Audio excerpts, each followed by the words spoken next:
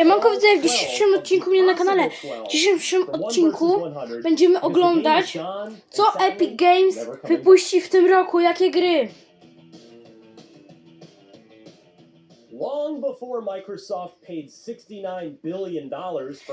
Mogę z tego nakręcić live'a, ale mama powiedziała, że no nie bardzo, ale może live'a zrobię jutro, za tydzień, za 2 tygodnie, za miesiąc, mama tak powiedziała moja. Więc oglądajmy. Viva Pinata wasn't the first game the studio made for Microsoft. The fine but forgettable Grabbed by the Ghoulies came first in 2003, before Rare dropped two solid launch titles for the Xbox 360 in 2005, Cameo and Perfect Dark Zero. But its first bona fide hit for Xbox was 2006's Viva Pinata, a life sim in which you grew and maintained your garden full of adorable pinata-fied animals. It spawned a sequel, a Nintendo DS handheld version, and a short-lived animated series. In hindsight, it was ahead of its time. It would seem to have great potential to thrive now in a world where Animal Crossing's a massive hit for Nintendo. But even back in the 360 days, it was Rare's first defining moment for its new platform. Yes.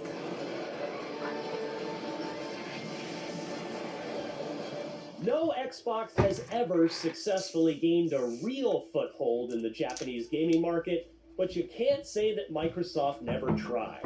Arguably, the company's biggest push came in the Xbox 360 era, when one of the biggest overtures made to Japanese audiences by the American behemoth came when it partnered with legendary Final Fantasy creator Hironobu Sakaguchi to help fund his new studio, Mistwalker. The two JRPGs created for Microsoft live on in Xbox lore. Blue Dragon, a cartoony adventure with art by another legend, Akira Toriyama, came first, arriving in Japan in 2006 and in the Xbox's home market in the US in 2007. But it's the second game, the darker, more serious, Unreal Engine-powered 4-DVD epic called Lost Odyssey, that showed the rest of the industry that the Xbox could go toe-to-toe with Sony and Nintendo in the JRPG department and wasn't just a Western RPG powerhouse. No one questioned Xbox's RPG credentials after that. Deep Racing. By default, every game released for the Xbox 360 during its first few months that wasn't also available on the original Xbox, and there weren't nearly as many cross-gen games back then as there are now, was an Xbox 360 exclusive, since the PlayStation 3 didn't release until late 2006. Among those exclusives was one of the most memorable zombie games of all time, Capcom's Dead Rising, which was produced by Mega Man creator Keiji Inafune, was something we truly hadn't seen before. A AAA game set inside a gigantic mall with literally hundreds of characters on the screen at any given time. And those characters, of course, were zombies. So many zombies. Side note, one of the Xbox 360's most famous achievements, remember, the console invented those too, was the Zombie Genocider achievement that required you to kill the number of zombies equivalent to the population of Willamette, 53,594. Dead Rising was uniquely told on a timer. You had 3 in-game days to complete the story and, hopefully, escape the Willamette Mall. This resulted in numerous possible endings and, thus, ample reason to replay the campaign. Just as memorable was that as photojournalist Frank West, you could turn just about anything in the mall into a weapon. But you also earned prestige points by taking perfect pictures of the insanity around you, which you'd accumulate to level up and have a better chance of survival. Dead Rising was not only one of the defining games of the Xbox 360's first year, but it showed us that the HD era was truly capable of giving us gaming experiences that we've never had before.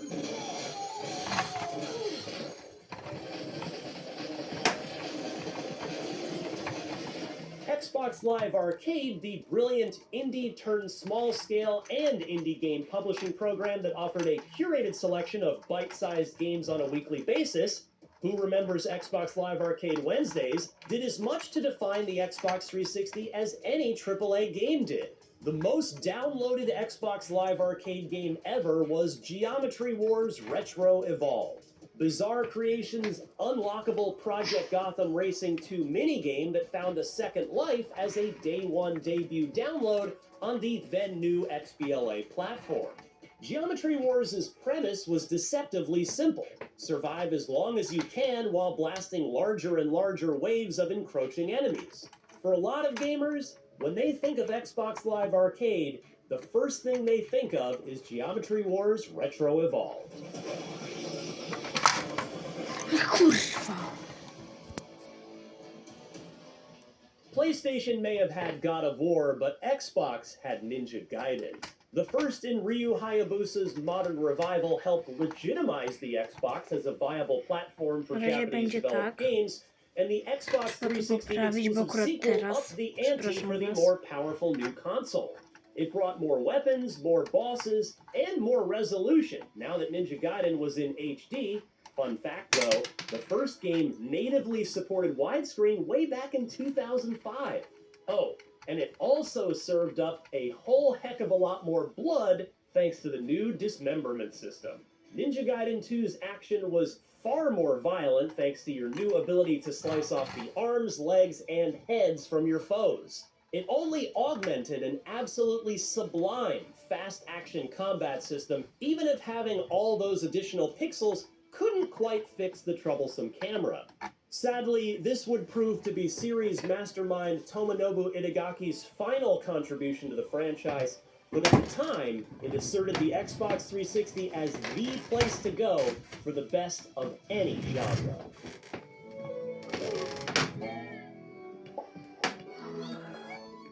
Odds are, if I say the words Summer of Arcade, it brings up positive memories for you. The annual promotion was a genius bit of Microsoft marketing that sought, successfully I might add, to fill in the quiet summer months that tended to be devoid of major game releases with 4 to 5 weeks of curated heavy hitters in the indie and bite-sized game space. The very first one took place in 2008, and boy did it ever set the tone. Galaga Legions, Bionic Commando Rearmed, Geometry Wars Retro Evolved 2, Castle Crashers, and a platformer called Braid from a then unknown developer named Jonathan Blow. Though smaller in scope than a traditional big budget game, Braid had every bit the looks and the brains of one thanks to its distinct painterly art style and challenging time manipulation based puzzles. If everyone wasn't paying attention to Xbox Live Arcade before Braid, they sure as heck were after.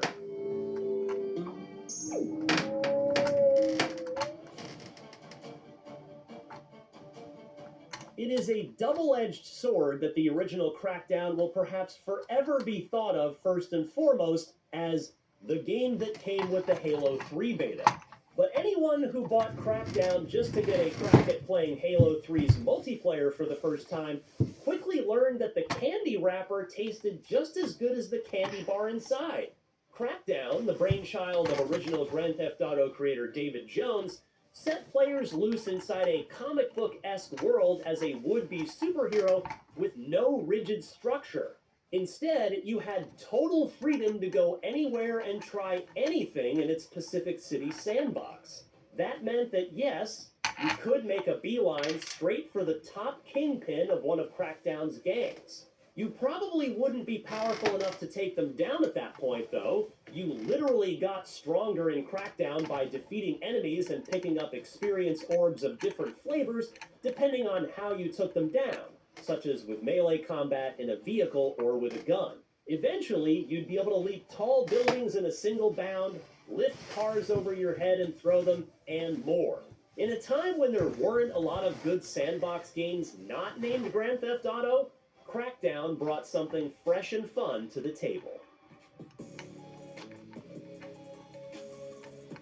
Why Forza Motorsport 3 rather than Forza Motorsport 2, which was the first entry on the Xbox 360? Easy. Because Forza Motorsport 3 is where Forza passed Gran Turismo as the best simulation racing series in the world. Visually, the series always set the bar high, and its second lap on the 360 kept the pedal to the metal in that department. And the car list was never in question. But what Forza Motorsport 3 added was the rewind mechanic that allowed you to press Y to reverse the action a few seconds if you crashed or took a turn too fast. You could turn it off, of course. Forza Motorsport was always nothing if not customizable, but it added a thick layer of accessibility and approachability to what had always been a pretty buttoned-up, serious racing sim. The rewind feature only added to what I always called the soul of Forza. My vague but I think accurate way of describing the joy and spirit that Forza Motorsport always brought to players, whereas Gran Turismo, for all its simulation racing brilliance, always felt more clinical. Forza Motorsport 3 was Turn 10's turning point where the studio passed the competition and never looked back.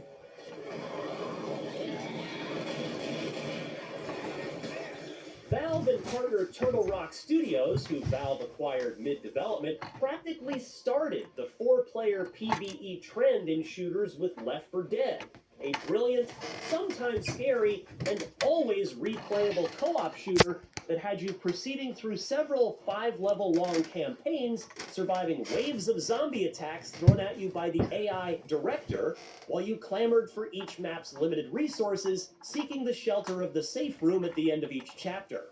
Its mechanics were simple but fun, and thanks to the director's always changing placement of common and special enemies alike, it never quite played the same way twice. Plus, running an entire campaign only took 60 to 90 minutes to complete, so you and your friends could jump on Xbox Live, have fun together, and feel like you accomplished something by the time you signed off for the evening. It's almost quaint to think about now in our current age of long-tail live service games that try to keep you on a hamster wheel, grinding to the next unlockable or piece of content. But Left 4 Dead both respected your time and made great use of it. Many games have since imitated dobrze. it, but Teraz już none nie będę have ruszać. ever Strasznie was topped za it. to, przepraszam. Ciekawe, kiedy będzie Forza albo jakieś GTA fajne. Chyba, że już było. Though Limbo didn't come along until over halfway through the Xbox 360 generation, it is nevertheless the standard bearer for what Xbox Live Arcade was capable of. Developer Playdead's side-scrolling, physics-based platformer told the harrowing story of a boy who, well, no one's quite sure, really. There are many intriguing theories as to what the real story of Limbo is. But what's not up for debate is that Limbo is about as close to perfect as a video game can get in terms of mechanics, art, animation, audio design, and polish. Playdead's next game, 2016's Inside for Xbox One, would prove to somehow be even better than Limbo, but that's a story for another day.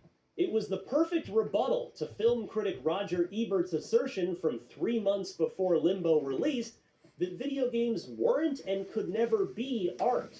Limbo defined Xbox Live Arcade, cementing Microsoft's already established small games platform as one of the very best things about the Xbox 360.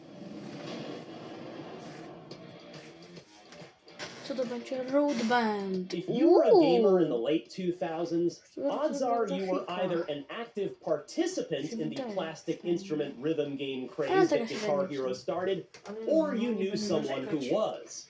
Developer Harmonix Music Systems built Guitar Hero, but then sold it to Activision. That's when the developer advanced the exploding genre forward with Rock Band, a 4-player co-op game whose multiplayer experience is truly unlike anything else you've ever played. A singer, guitarist, bass player, and drummer worked together to hit the right notes as they came down the note highway, truly and emphatically delivering a convincing replica of the feeling real-life musicians have when they play together. Rock Band was truly remarkable, not just for its core gameplay and multiplayer alchemy, but also for its commitment to music. Harmonix added to the game's music library with new songs via DLC every single week for 8 years, eventually adding full albums like Pearl Jam's 10, Nirvana's Nevermind, Rush's Moving Pictures, Foo Fighters' The Color and the Shape, and more. Rock Band may not have been exclusive to the Xbox 360, but it was nevertheless a defining game for the console. standing out amongst the even heavier hitters coming up higher on this list that arrived at the same time.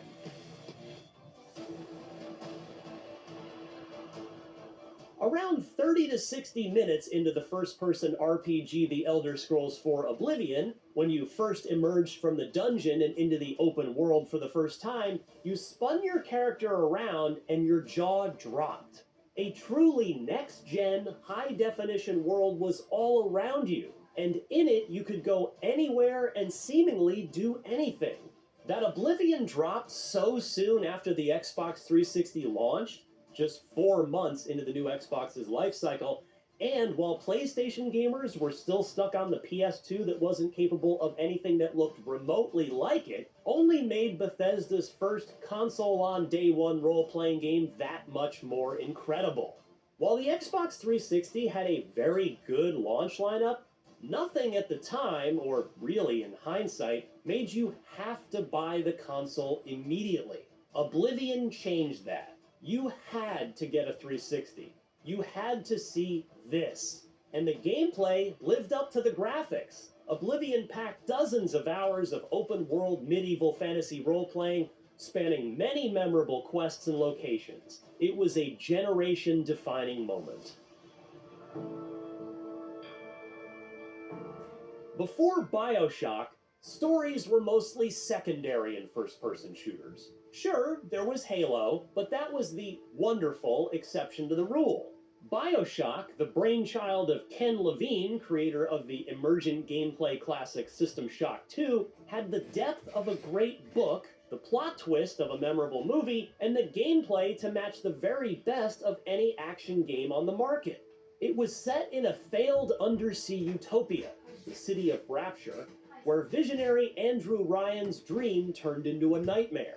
As players discovered Rapture, they found it overrun with creepy monsters as well as curious little sisters and their drill-armed, dive-suit-wearing protectors, the Big Daddies. It's not hyperbole to say that BioShock elevated video game storytelling. And the fact that it was initially released as an Xbox 360 exclusive only helped further define the second Xbox as a must-have entertainment delivery box for your living room. While it wouldn't be fair to say that Fable 2 was the Xbox 360's Zelda, it was a large-scale action-adventure RPG with charm for days and a unique consequence system that would change your character's physical appearance based on how good, or evil, you chose to be. Fable 2, for the most part, delivered on the remaining promises made by renowned game designer Peter Molyneux's first attempt on the original Xbox. No, you couldn't plant a seed and watch it grow into a tree, but you could wander the world of Albion with your trusty dog at your side, battling hobs, leveling up by actually doing jobs, and building relationships. Yes, even romantic ones, with townsfolk. Player choice was at the heart of Fable 2, making it yet another fantastic and unforgettable role-playing game for an Xbox platform that, until the 360 came around, see what I did there? Was known primarily as a first-person shooter box. There had never been and still hasn't been anything quite like Fable, and the series was at its best with Fable 2, its first Xbox 360 entry. Nico, my cousin! You're here! Welcome to Mexico! To say that the build-up to Grand Theft Auto 4's release was a big effing deal would be a colossal understatement. The biggest franchise on Earth was going next-gen, with a brand new game engine and the power of the Xbox 360 and PlayStation 3 to allow for more open-world possibilities than ever before. And while the previous 3D games had all debuted as PlayStation exclusives, GTA 4 would ship day and date on the Xbox 360. But Microsoft wanted more than that. So they paid through the nose for timed exclusivity on both of GTA 4's brilliant expansion packs, The Lost and Damned and The Ballad of Gay Tony. Then Xbox boss Peter Moore even announced this monumental get by repeating his Halo 2 release date trick, rolling up his sleeve to reveal a tattoo of the Grand Theft Auto 4 logo. Suddenly, the Xbox 360 was the best place to play the first next-gen GTA game, and both expansions were so good that I can't imagine that anyone, be it Microsoft writing the check or players picking up the 360 version of the game, regretted their choice.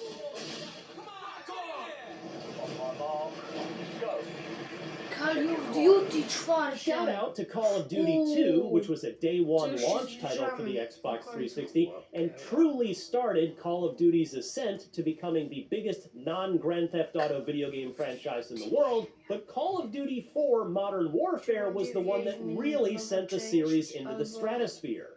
It almost seems silly to say now, but before Modern Warfare, Call of Duty had only ever been a first-person shooter set in World War II. Infinity Ward not only jumped the timeline forward, but everything else too. The stellar single-player campaign was full of shocking moments, while the multiplayer built on top of the fast time to kill the franchise was already known for, and paired with some truly memorable maps to make it a must-play. That this hit just after the juggernaut known as Halo 3, combined with the effortlessness of connecting with your friends on Xbox Live, cemented the Xbox 360 as the place to play multiplayer shooters.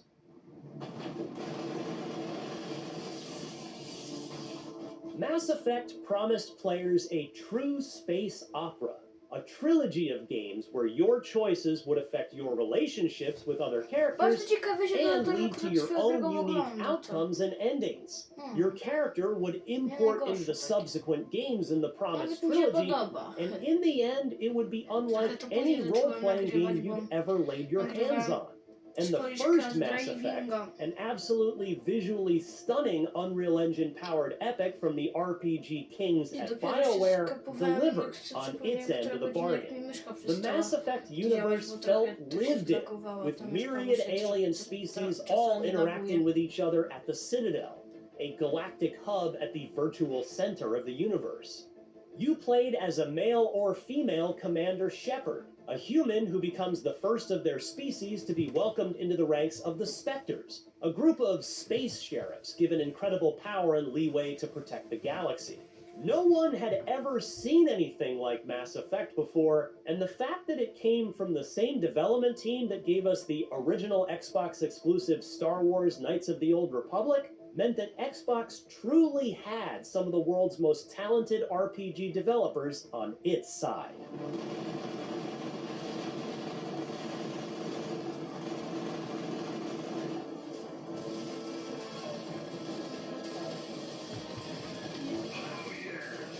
You know a game is a big deal when its developers can ask Microsoft to double the amount of RAM in the Xbox 360 before the console makes it to market, and Microsoft says yes.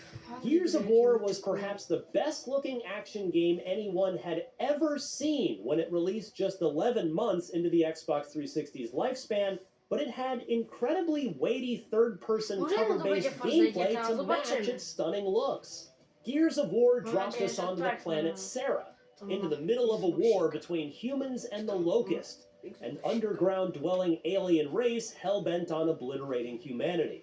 Gears of War is a war story, and while its active reload system, delightfully vicious chainsaw finishing moves with the Lancer rifle, and engrossing team-based multiplayer were all top shelf, it's arguably its empathetic characters that secured its place in gamers' hearts.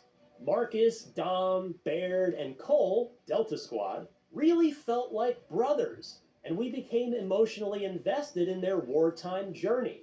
It's no wonder that Microsoft later bought the franchise for $2 billion.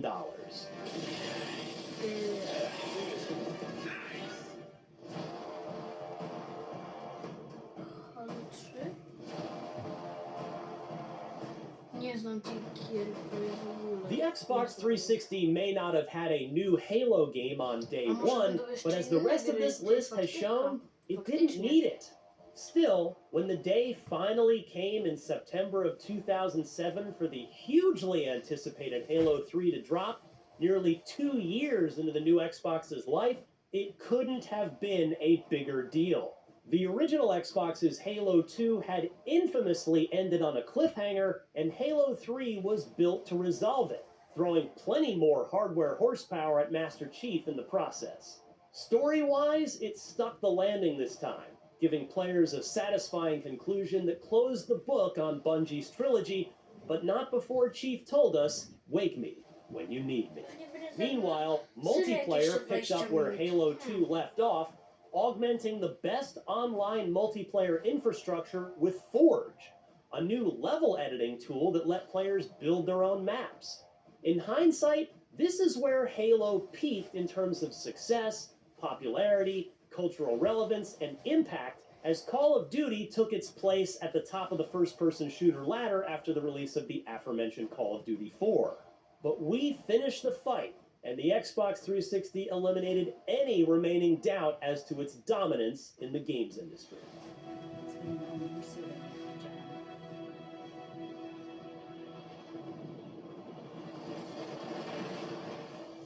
These are our picks for the top 20 games that define the Xbox 360. Are there any that you'd like to add?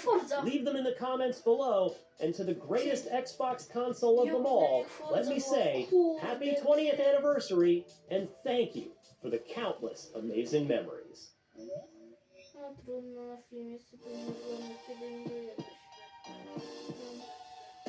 It's tough to really wrap your head around 2025 for Xbox. There were some real hits from Xbox Game Studios, fantastic day one third-party launches on Game Pass, then a whole lot of baffling moves as a platform, with multiple rounds of price increases, project cancellations, and layoffs. It was a year that constantly had our collective heads spinning. But hey, if you've been subscribed to Game Pass and playing on your Xbox Series X or S or PC, or anything deemed an Xbox this year, there was no shortage of great games to celebrate.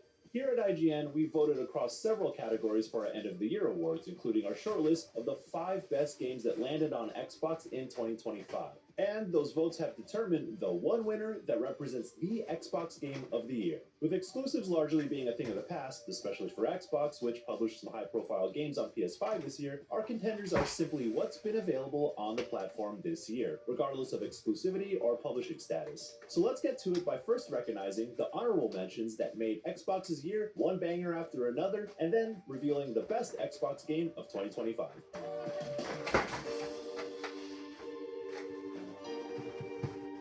Developer Obsidian had an all-time year with 3 launches in 2025, all of which hit in different ways. It gave a jolt to start the year with a tightly packed fantasy RPG in Avowed to stave off the appetite for a new Elder Scrolls, then brought its co-op survival sequel into early access with Grounded 2, which got off to a great start. Compulsion Games weaved the unique artistic vision into a love letter to the American South with the action-adventure game South of Midnight, while id Software brought us back to hell with a bit of a melee twist on its shooter roots in Doom: The Dark Ages. If Avowed wasn't enough for you, we kicked it like it was 2006 in Cyrodiil with the Elder Scrolls 4 Oblivion Remastered, which reminded us that Bethesda's long-running fantasy series had the sauce well before Skyrim. Then we busted out the notepads and corkboards for the roguelike puzzler Blueprints that hit Game Pass day one, but we also chomped at the bit for more stylish action after Ninja Gaiden 2 Black whet our appetite for Ninja Gaiden 4, which Xbox published for Team Ninja.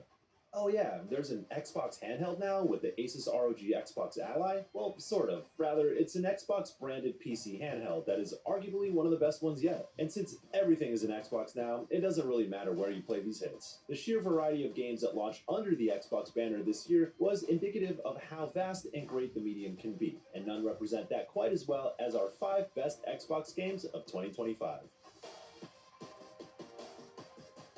It seems that every year has an indie darling that folks rally around loudly, and Hollow Knight Silksong was certainly that game in 2025. The jokes about Silksong never coming out have been laid to rest, and Team Cherry's long development time resulted in a dense, daunting, and satisfying action-adventure, or Metroidvania if you will. While it hit Game Pass on launch, its impressive sales figures and $20 price tag made it the talk of the town, aside from being a wildly anticipated follow-up to Hollow Knight, of course. On its own merits, the dark and foreboding atmosphere matched the gruesome platforming challenges that made exploration more involved than many of its contemporaries. For its traversal mechanics are smooth and had us flowing through Silksong's sprawling web-like map, leading us to some of the hardest fought battles we've experienced this year. Being smart, nimble, and aggressive against tough and unpredictable bosses is the key to victory, but you have to stay committed and locked in try after try, even if the run back can be grueling. But for as punishing as Silksong may be, it's also frequently adorable, blessed with cute, memorable bug friends like Sherma singing his song, being a precious little boy.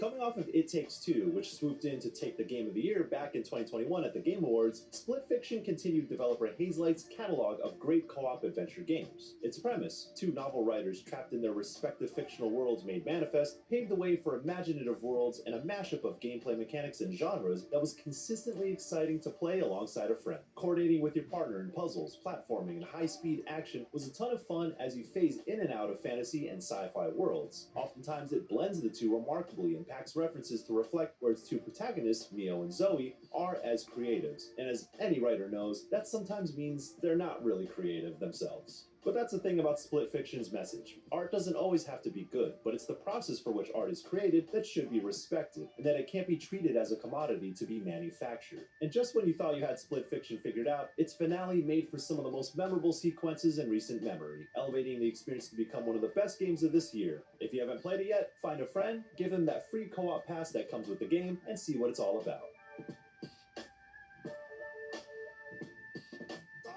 We hadn't heard from the team at Double Fine in quite some time after Psychonauts 2 headlined many best of lists back in 2021, but this year we got a pleasant surprise in Keeper. Playing as a walking lighthouse may not seem too appealing on paper, but the Double Fine charm and distinct art style brought to life a world that was about showing rather than telling. Puzzles had us looking at the environments with intent, and the little interactions we had with the living in a seemingly abandoned world told their own tiny stories without having to say a word. Our review described Keeper as a psychedelic exploration of life packed into a brief runtime, and it's a prime example of what a studio can do when left to its own creative devices. It's easygoing and impactful, and one of the standouts of 2025. Back when we saw The Outer Worlds 2 for the first time in action earlier this year, we could tell it had the makings of a top-tier Obsidian RPG. We liked the original entry well enough, but it was just as much about creating a foundation for a new universe as it was the team trying to separate itself from Fallout while also building on the reputation it earned from New Vegas years ago. With this year's sequel, it was as if Obsidian recognized the shortcomings of The Outer Worlds and addressed almost all of them, ensuring it delivered what the studio is known for: dense, story-driven RPGs with a whole lot of interconnected systems that let you play how you want. There was a concerted effort in improving gunplay and melee combat, which went a long way in making encounters a lot more fun, but it's the deeper progression systems along with intricate level design, reminiscent of immersive sims like Deus Ex, that made the RPG experience feel so much more dynamic. The game itself observed how you play and offered tangible perks at the expense of some unusually creative debuffs as part of its flaw system, with each one offered based on your actions. Such a system is a microcosm of how The Outer Worlds 2 was better about accounting for your playstyle and showing you the consequences of how you interacted with its world. And with the universe still rooted in a dystopian satire, but with a good crew of companions and a tighter story told across much bigger worlds, The Outer Worlds 2 was Obsidian firing on all cylinders. Perhaps to the surprise of absolutely no one, Clair Obscur Expedition 33 is IGN's choice for the best game to hit Xbox this year. And if you were a Game Pass subscriber, you were treated to one of the best RPGs in recent memory on day one. In its debut as a development team, Sandfall Interactive drew inspiration from classic Japanese RPGs and looked at Final Fantasy X and Persona 5 directly and told its own harrowing story about grief and the sometimes ugly ways it changes us. But while JRPGs are a clear influence, the studio's French roots are significantly responsible for making Clair Obscur what it is, from its artistic vision to its storytelling style, down to the music that both captured the hype of big boss fights and the atmosphere of its magical, painterly world. Like any great RPG, Clair Obscur gave you an intimate understanding of its characters, drawing you in and making you feel for them in their moments of triumph and despair. It's a credit to its strong writing and performances from an incredible cast that Expedition 33 is able to effortlessly pull you through all the wild twists and turns of its story. There's also a top-tier turn-based combat system with timing-based inputs for attacking and defending.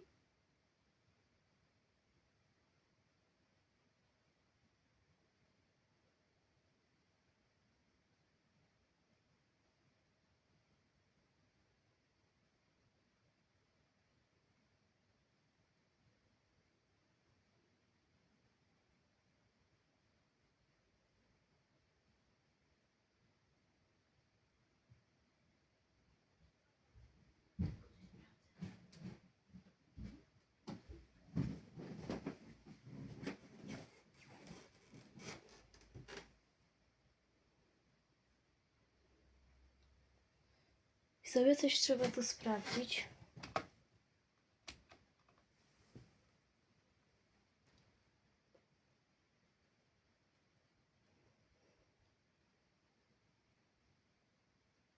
Dam tu jakąś muzyczkę. Postaram się, jak nie to trudno, na spokojnie. A nie wiem, czy się to opłaca czekać. Dobra, możemy spróbować. Widzowie, oglądajcie i ja wam nie przeszkadzam. O, coś jest, coś jest. Opłacało się, widzowie. Chyba. No, bo nie wiem w sumie.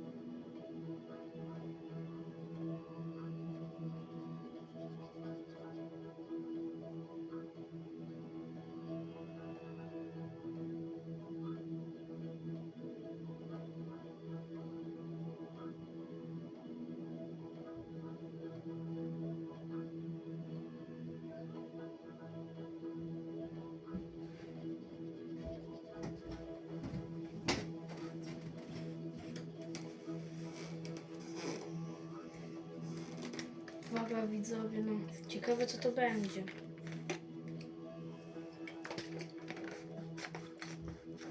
Starting. Starting, podłoga sama. Jestem ciekawski, George, co to będzie.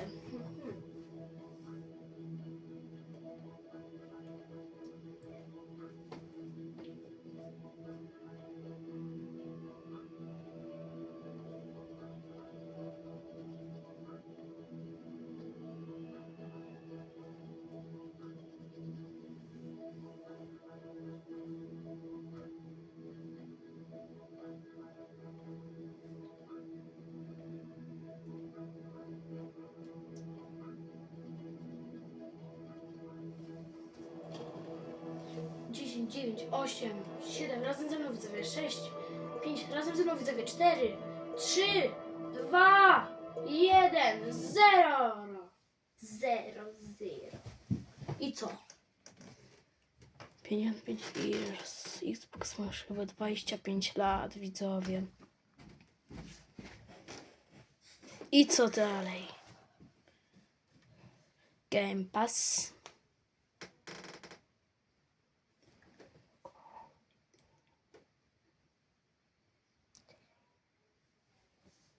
Uwaga widzowie.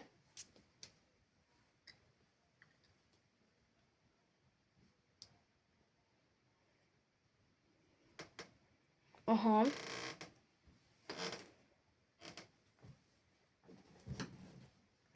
Długo to jeszcze trwa? Ale nie wiem przecież ile.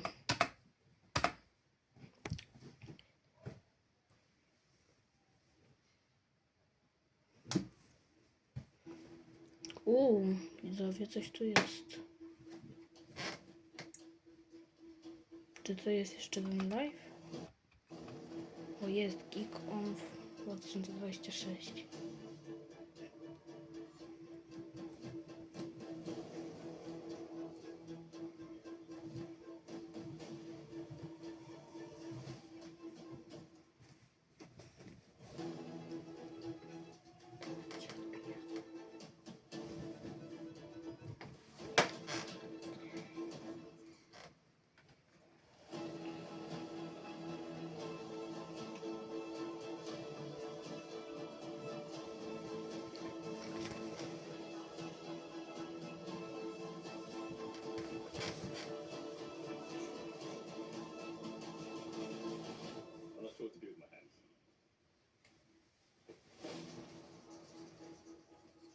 To widzowie kiedyś narysuję i to nagram.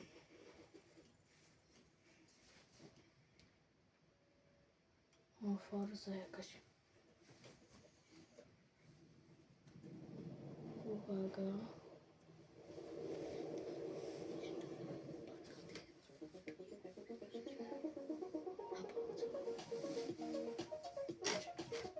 Welcome to this world first look at Forza Horizon 6. I'm talking about Horizon 6. Horizon, and I can't wait to show you what the teams at Playground Games and Turn 10 have been working on. And I'm Don Arceta, Art Director for Forza Horizon. O widzowie, teraz się zaczyna. Szybciej, szybciej. It's a celebration of beautiful cars, Koniec. hit music, and breathtaking locations around the world. Trzeba siąść And now wygodnie we're w taking you to fotelu the place we've wanted to visit for a very long time. Japan. i zacząć oglądać. You Oglądać. design a campaign that really focuses on your journey. You don't start as a superstar at a festival or a racing champion or even a rookie. You start out as just a tourist in Japan. Your first goal is to join the Horizon Festival by completing the Horizon qualifiers. After that, you'll rise through the ranks, unlocking wristbands as you complete races and faster, more exciting cars. At the end of each round, you must prove you're ready to move on. W końcu to jestem tam. Trzeba rozsiąść się wygodnie. These include classic Horizon showcases and our new Horizon Rush events, where you show off your skills on thrilling obstacle courses, like this one at the docks in Tokyo City. When you finally earn your gold wristband, you get access to Legend Island an exclusive region of the world with unique events, tracks, and areas to explore, and that will be a true accomplishment. Throughout that journey, all of Japan outside the Horizon Festival is yours to explore Ty at Datsun, your own czy to jest pace. chyba So, ten, co let's talk z about the location motorsporta we've all kiedyś. been waiting for. Tam do pani normalnie się nie ruszała XD. Jak Japan is the poleci. ideal location for our biggest, most exciting game yet. Full of beautiful landscapes and stunning contrasts of rural and urban, modern and traditional.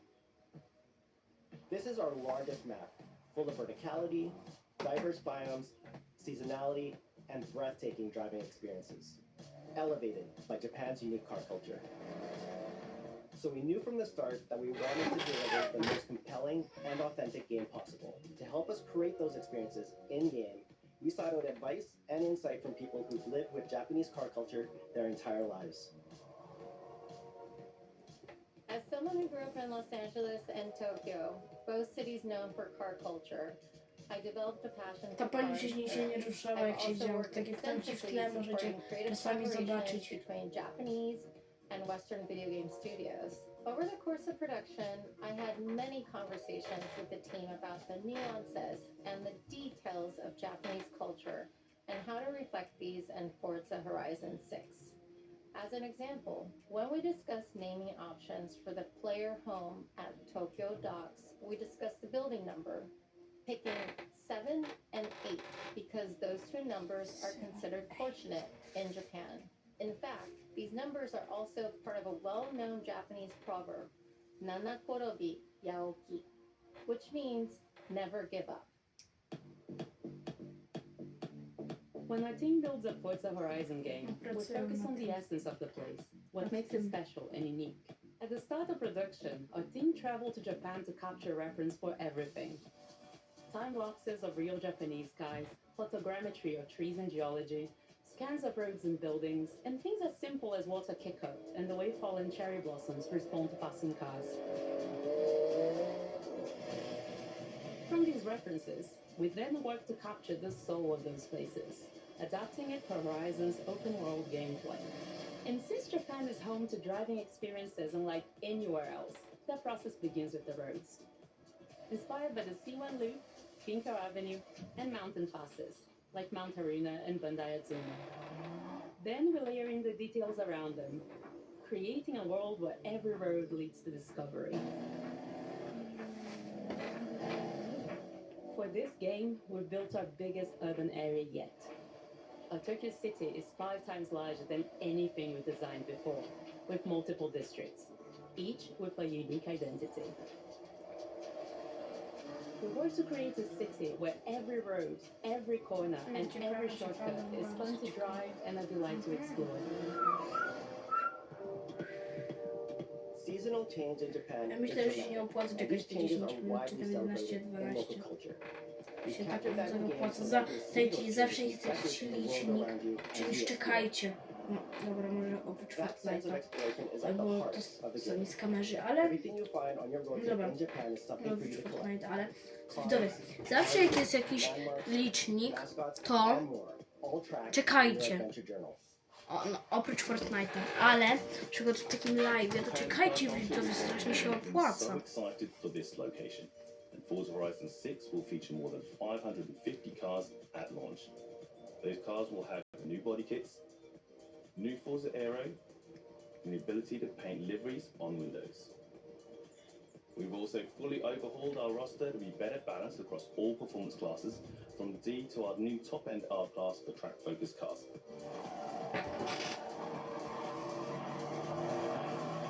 We've improved how each car is affected by the world. For example, with new cosmetic tyre wear, so each car responds authentically as you rack up the miles on those iconic Japanese roads.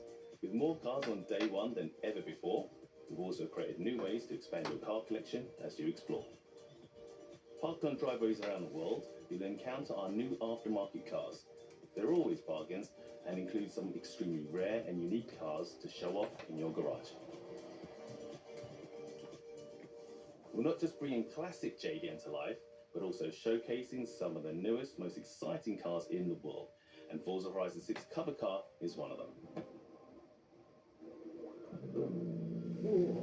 The GR-GT is a race-derived road car that combines motorsport performance with road-going excellence.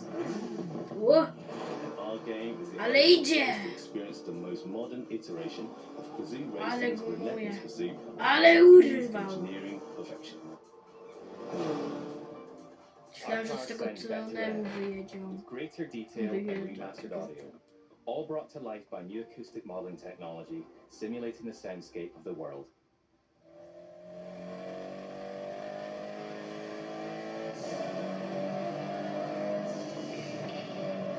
Łopie, ale to ładnie. Będzie wyglądało to, jak to będę grał cały czas. Takie sprzęcie mam tu.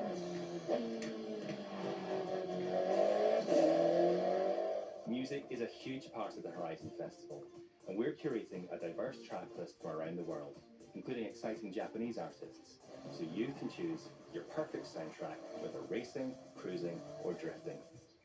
And to complement the visual contrast of our map, we've captured extensive field recordings across all 4 seasons in Japan, creating a rich and truly authentic world for you to experience. Znowu mi to wtedy It's also otworzyło jak like zdarzy, to tylko have nie new zamknę. ways to shape that world with features that let you make a life for yourself in Japan. Our new customizable garages are the perfect place to do that.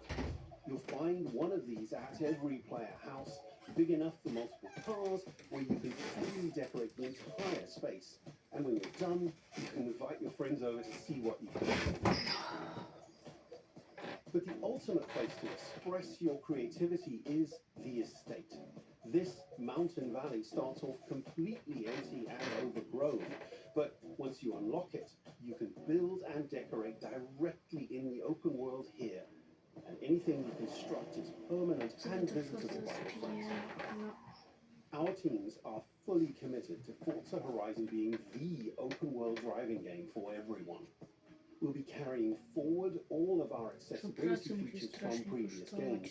We'll also be adding in new options like proximity radar for competitive players and auto drive for players who want to lean back and appreciate the world in motion.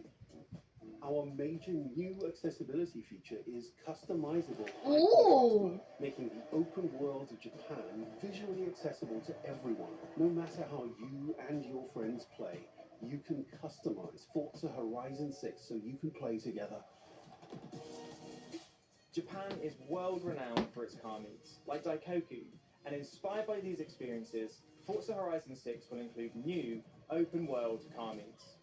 These are places where you can show off your cars and characters, download tunes and liveries, and even buy a copy of the cars you see. Then head out together to explore. Kocie. Classic events like street Przepraszam, racing, widzowie, to new wina mojego kota. iconic nighttime races, and mountain Kurna. Przepraszam za to. On też tak jest dziadowsko złożone, no. Ja to nie umiem tak dobrze. Próbowałem, to oglądaliście wcześniej, nie wychodziło mi. Przez to już powoliłem. Playing together is easier and more rewarding than ever. Forza fans are incredibly creative, making everything from liveries to race events and scenic Stój w locations to miejscu, explore. no. To support Nie your creativity, ruszaj we've się. added the ability to start building from anywhere, as well as loads of other player Stój w requested improvements, miejscu. all of which are also available in the estate and the customizable garage. We also know you love to No, collaborate, dobrze. so in Forza Horizon 6, Może we're będzie. making building fully multiplayer. In Horizon 6, you and your friends can build anything you can imagine together. Okej, miałem mówić, ale jest do dupy, a nie okej. From everyone here at Playground Games and Turn 10 Studios, we hope you've Nie enjoyed idź this tam, first look stój tak w at miejscu, some no. of the new features we've Idioto. been working on, and that you're as excited as we are. No co ja zrobiłem? Launching on Xbox and PC on the 19th of May. If you're a Forza fan on PlayStation, we'll be welcoming you to Japan later this year. Który when chce our moje życie, to PlayStation porażka. version is No kurde! ready. Stay tuned for more updates. To agresywny, no. Thanks for joining us. Ostatni odcinek z tą lampą. See you in Forza Horizon 6 as we discover Japan together. Widzowie, wezmę kogoś do pomocy i to się ogarnie, żeby... Żeby to było jakoś, żeby to stało jakoś normalnie. Bo tak się nie da, no kurna. No. Czy tu gdzieś walnęło na podłogę? Ech. Głupie za co?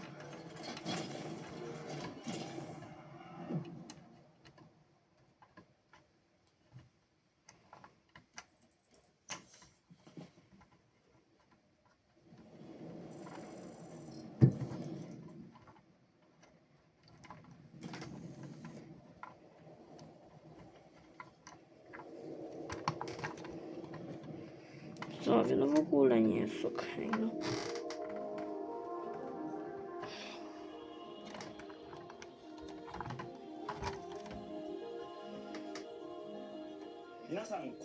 Że tak jest okej, ale poprawię to, obiecuję, poprawię to i się już tak nie będę denerwować.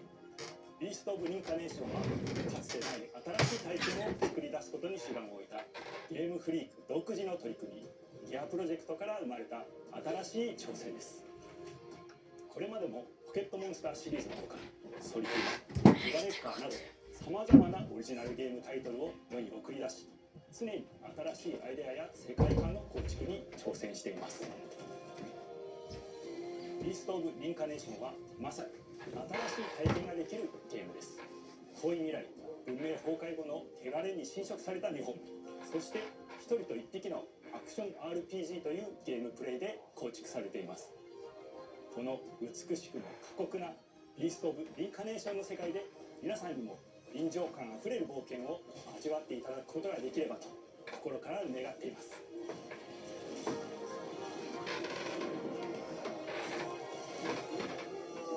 これまではポケットモンスターシリーズでバトルプランナーやサウンドマネージャーを務めてきました。ただ新しいゲームに挑戦したいという強い衝動もずっとあったんです。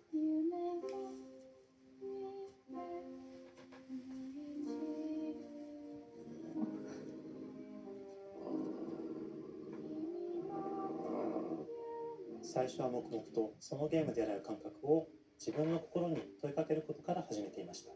世界観もキャラクターもゲームデザインも決めずにただどんな感覚がいいんだろうと探っていました。そうしているうちにぬくもり、頼もしさ、そして寂しさが入り混じったような感覚が最もしっくりきたんです。自分の心に反応しました。隔離された主人公エマとこの世界を一緒に旅していくぬくもりのある相棒クーもその過程で生まれました。広島からビースト・オブ・リンカネーションのコンセプトを聞いてとても興味を惹かれすぐに参加しようと心に決めました。長年ゲームフリークではポケットモンスターシリーズを通じて生き物やパートナーを描いてまいりました。しかし今回のプロジェクトでは過酷な世界を相棒と共に旅をするという体験を目指しています。汚れと呼ばれる寄生植物が蔓延している世界がかつての文明の背景を覆い尽くすほどまでに植物が生い茂った過酷な環境となっておりダイナミックな移動が要求されます。このような経緯で地を自由に操ることもできる鶴のような神をエマの能力にすることになりプロトタイプも出来上がってきました。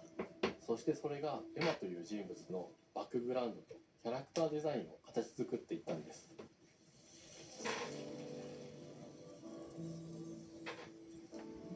これまでゲームフリークは動植物や自然と真摯に向き合ってきました。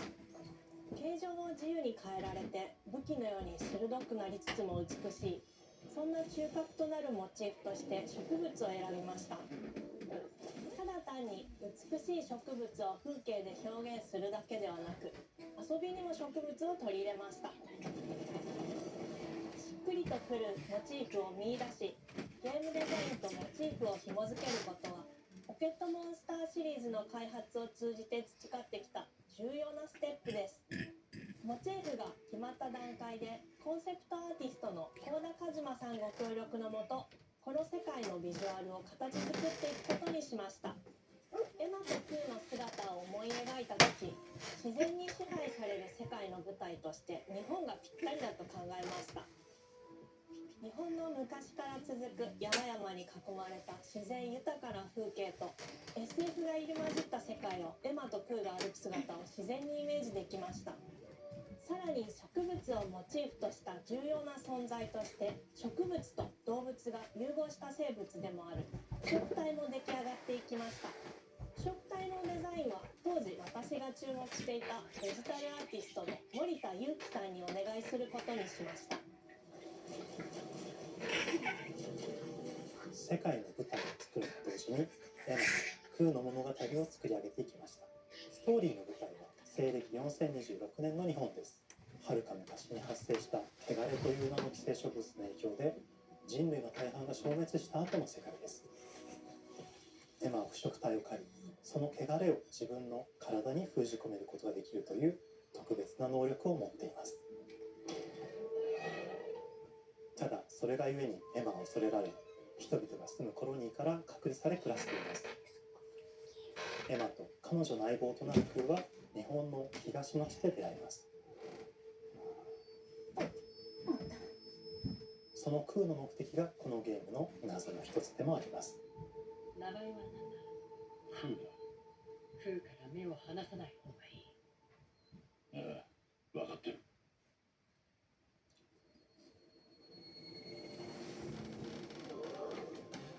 封じ後、エンバー。お前に輪廻の獣討伐の命を。都に迫る輪廻の獣を討伐するにはエマと空の力を強化していく必要があります。そのためにこの世界に存在する強力な腐食体主を討伐し、その力を取り込んでいくことになります。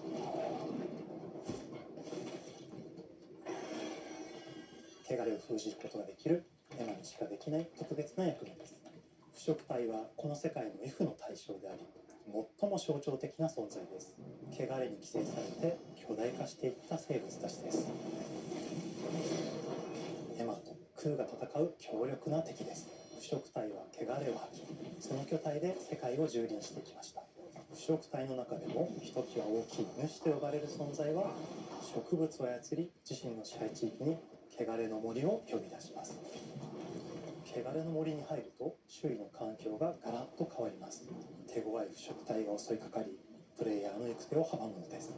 そしてこの世界にはゴーレムというもう一つの勢力があります。ゴーレムは過酷な世界を生き残るため、かつての人間が魂を機械の体に転送した姿です。2000年の間に凄まじい戦闘技術を見つけましたが、一方で魂は劣化してしまっていて暴走しています。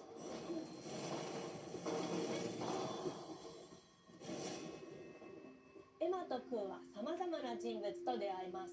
長い旅をサポートするブラッド、神楽であったり、あとはクナイというエマと同じように腐食体を連れた剣士とも巡り合います。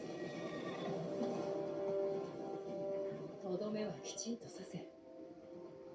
エマとクーは同じく汚れの力を宿していて、互いにその力を影響させ合いながら戦います。例えばエマが敵の動きを見極め攻撃を受け流すと、空に力がたまり開花技という強力な効果を持った技を発動できます。そして開花技を放てば、さらに次のアクションの選択肢に幅が広がります。例えばある開花技を使うと、エマは彼岸花の大輪を咲かせ、その大輪に跳躍して飛ぶと割りを行うことができます。また別の開花技を使えば敵を縛り、エマの強力な闘技を敵に叩き込むことができます。開花技の選択中は時間がスローになり、考える時間が生まれます。ターンベースの RPG コマンドのように考えることになります。スキルを磨くほどにエマとクーの連携は研ぎ澄まされていきます。互いに補い合う関係で2人は常につながっているんです。エマとクーにはそれぞれスキルツリーがあり、エマが行動すればクーに影響を与え、クーが行動すればエマに影響が与えられるようにしました。またエマとクーの親密度が上昇するにつれて装備できるスキルも多くなります。さまざまなスキルを組み合わせることで独自のプレイスタイルを作っていくことができるんです。さらにエマとクーを結びつける霊秘石やエマが受け流しを行った際に発動する刀の効果を重ねていくことなどで、より奥深い戦闘ができるようになっています。遠距離だけで戦う人もいれば、ステルスだけで戦う人もいますし、常にエマで戦闘を仕掛ける人もいれば、空を先行させて戦わせる人もいます。エマと空でどのような装備でどのような歴史と組み合わせて戦うのか、プレイヤーの皆さん次第です。皆さんがどんな意外な組み合わせを生み出すのか、今からとても楽しみです。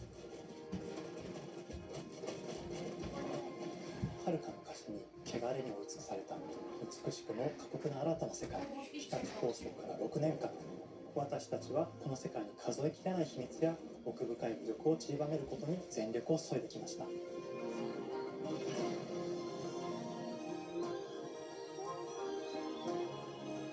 すべてのプレイヤーの皆さんにビースト・オブ・リンカネーションの世界を体験していただける日が待ちきれません。本作は今年5月 Xbox、PC、そしてプレイステーションでリリースされます。さらにビースト・オブ・リンカネーションは発売初日から Xbox ゲームパスでプレイ可能です。ぜひウィッシュリストにご登録ください。ゲームフリークが挑む渾身の新作、どうぞご期待ください。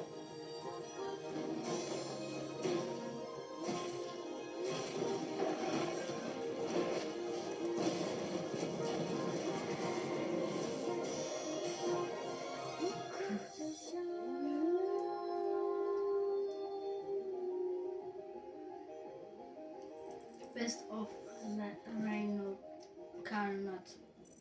Ja.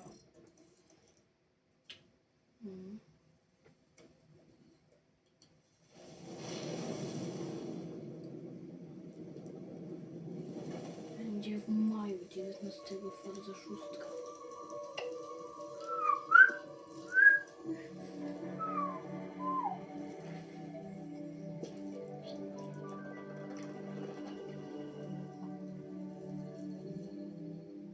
Oh, hello, I'm Tim Schafer, founder and studio head of Double Fine Productions, and this is Elspeth Larkin, senior tools programmer and junior in-house ceramicist. At Double Fine, we try to take a little time every so often and create quick game prototypes. Anyone in the company can pitch a game idea, and we have a vote on which ones we want to try to make. We forget the projects we're currently working on, basically get amnesia, and we do this for 2 weeks. That's a fortnight. And we build a few of these experimental game prototypes. We call this process Amnesia Fortnight. We've had all sorts of great ideas come out of this process. It's just like this clay. With a little bit of pressure and creativity, something interesting is created that wasn't there before. Our next game came out of Amnesia Fortnight. It's all about encouraging you to create with others, and then use what you create to destroy each other.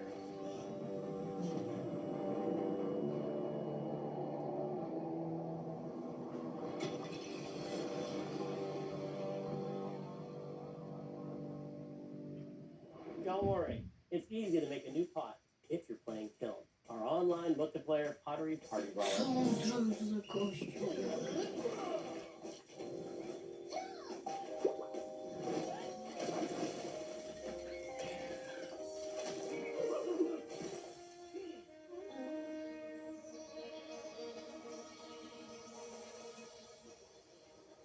We love to explore new and original ideas here at Double Fine, alongside last year's Weird But Chill game Keeper, featuring surreal and dreamlike exploration. Kiln is the other side of that coin, bringing high-energy, expressive multiplayer action.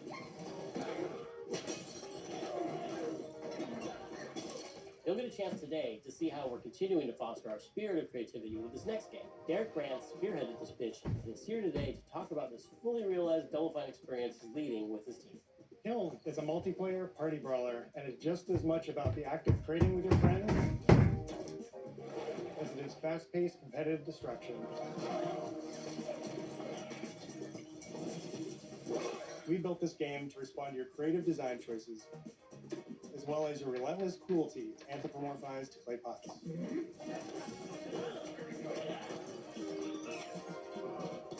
I've spent my career as a concept artist, focused on coming up with unique characters and environments at Double Fine. But I also play a lot of action titles, which got me wondering, what would a game look like that included not just the cathartic element of destruction and action, but the equally cathartic act of creation I was familiar with as an artist? I stumbled on the answer one day: what better solution than a pottery wheel? We wanted to give players the ability to create characters out of any shape and to make sure that what you make has a charming, animated personality. You start off as a little helpless naked spirit. You're not capable of much in this state. Thankfully, you are capable of manipulating clay, and a pottery wheel is the perfect place for the creation of a new body. And when it comes time for destruction, those shapes needed to translate into capable fighters. Pots that can compete in challenges in a way that only pots can. Our game mode, Quench, brings all of that together in a 4v4 combat party atmosphere. You and your friends need to balance your pot's shape and abilities with its capacity for carrying water into enemy territory. Here, you'll navigate through the environment with your team's unique creations. Avoid or destroy incoming enemy warriors. And of course, fill your pot up with water to ultimately douse the enemy's kiln and win the game. Got him once. Now keep at it.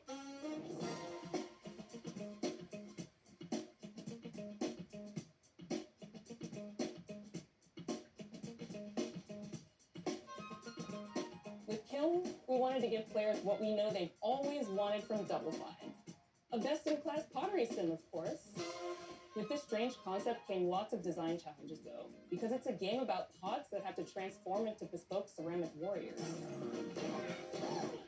We had to figure out how to make an art tool, a character builder, and a loadout system all together, while keeping the whole experience approachable for anyone, not just pottery masters.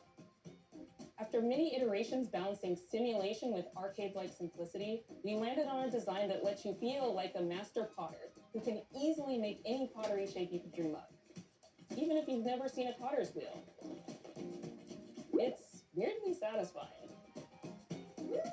We've carefully married the clay technology with the behavior of the sculpting tools and controls to make sure anyone can pick it up in seconds. Refine it with sponges, shapers, and straight edge tools to get specific and make it yours. As you sculpt, you'll notice the game recognizing the different shapes you've made. It'll automatically detect when you're shaping things like cups, vases, bowls, and many more. So that means we had to ask ourselves, if I was a vase, and this vase that I just made was now my body, what can I, as a vase, do?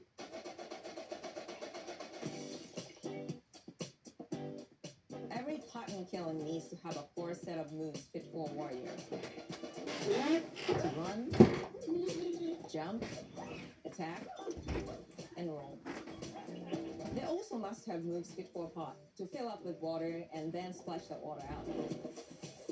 Each shape has its own unique way of performing these moves, and because your shape matters, the animation team has taken on the challenge of bringing those different pot shapes to life in surprising ways. In addition to these core moves, each shape also has its own special attack, which we push to be the most fun and over-the-top moments in the game. Cups popping popcorn, bottles turning into swords, jugs glaring like megaphones, plates flinging pies. Everyone's shape is doing something different and exciting.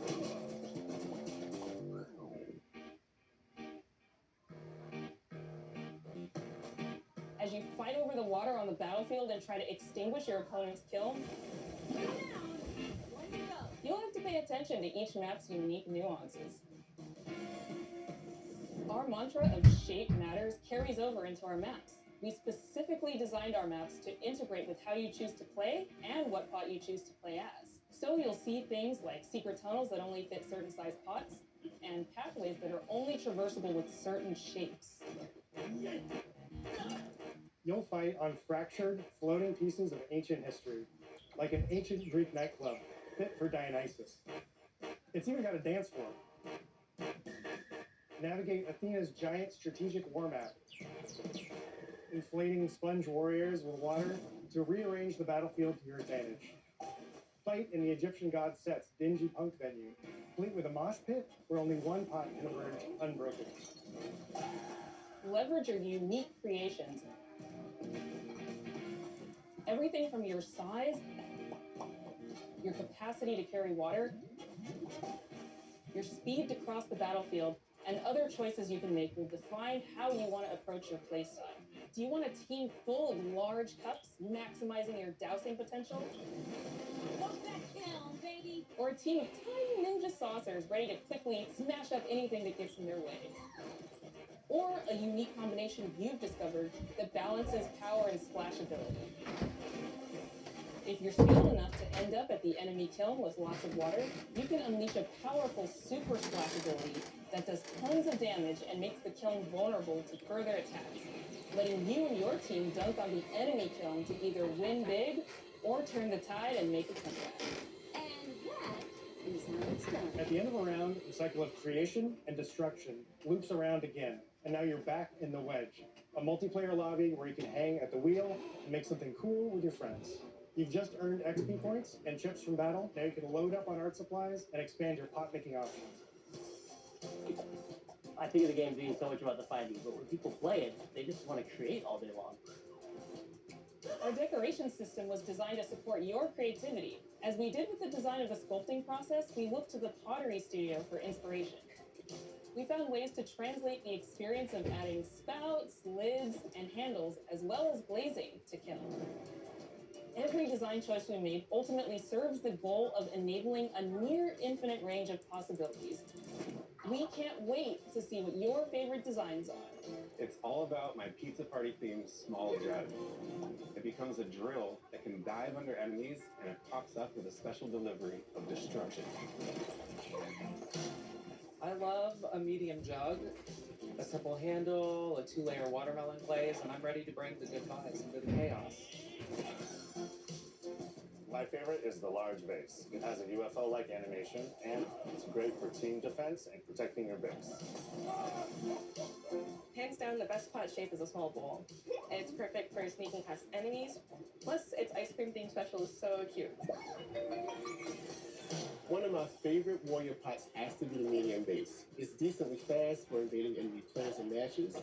The decorations really make it shine. A curved elbow style cupid's handle, some spiked charms with a rainbow glaze, and one butt sticker. You can't go wrong with butt stickers. My favorite pots use the absolute most material possible to make the biggest pots possible. I call it tiny.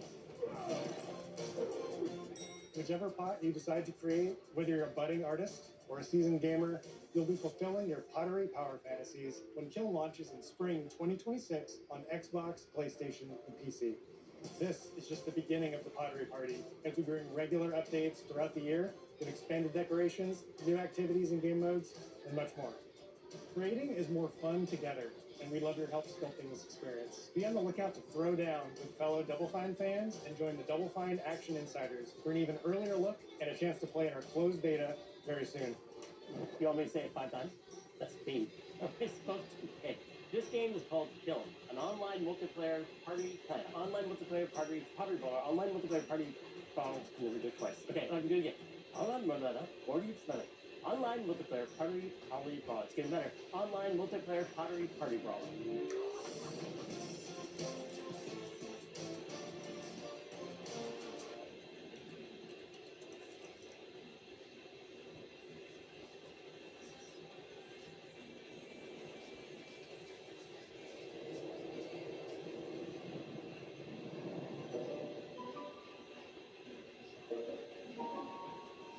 Hi, welcome to Playground Games, where I'm thrilled to share our very first deep dive into a game we've been making here for a really, really long time.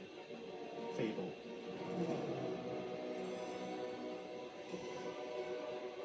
Playground Games is renowned for fun, immersive, and visually stunning open-world experiences. Since 2010, we've been developing the Forza Horizon series right here in Royal Leamington Spa, a charming little town in the middle of England. As Horizon has grown, so have we. Over the past 2 years, we've built a new team to carry that reputation into a new genre that we are incredibly passionate about. Fable is Playground's first open-world action RPG, and we couldn't be more proud to be carrying on the work of the legendary Lionhead Studios, the original creators of the franchise. And although our game is a new beginning, I think what we're making is really faithful to the spirit of the classic Lionhead trilogy that we all love. I've the heart of our game is a simple, recurring question. What does it mean to you to be a hero? Our game is about choices and their consequences. It's packed with action, drama, British humour, moral dilemmas, and quite a few chickens. All of this combined in a fairy tale which could only be fable. In classic fable fashion, you begin the game as a child, growing up in the sleepy rural village of Briar Hill. It's here that in a moment of extreme danger, your heroic powers first emerge, and we discover that you are Albion's first hero in a generation. But not long afterwards, disaster strikes, and the people of your village, including your beloved grandma, are turned to stone by a mysterious stranger. Suddenly alone in the world, you'll set off on an adventure which will change Albion forever. Venturing out into the world is a huge moment because this is Albion like you've never seen it before.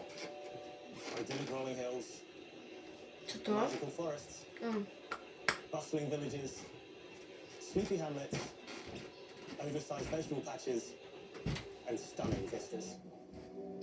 And because our Albion is truly open world, for the first time, you'll be able to explore this rich and detailed world seamlessly, with the freedom to go where you want from early in the game. We can't wait to welcome you back to Albion's iconic capital city, Bowerstone.